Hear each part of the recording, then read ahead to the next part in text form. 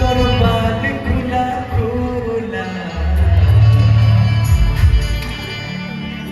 अरे मोला तो फसाए मेरे दीवाना बनाए रे।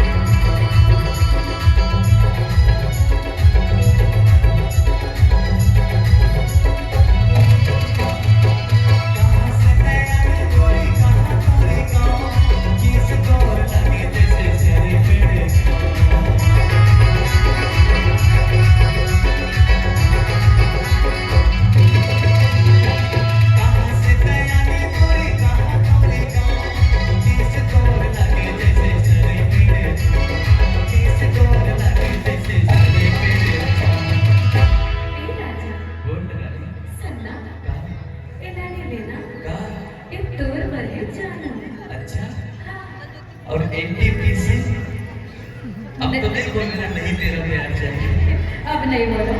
एक बार एनटीपीसी परिवार के लिए जोरदार ताली। एनटीपीसी है तो आज हम हैं और चारों तरफ बिजली की चमक है और यहाँ पे हमारे जितने भी पदाधिकारीगण हैं हमारे अतिथि महोदय हैं सभी का तहे दिल से शुक्रिया। और आप इस 50वें वर्षगांठ के शुभ अवसर पे इस कार्यक्रम में चार चांद लगाए बहुत बहुत धन्यवाद और मैं संजय।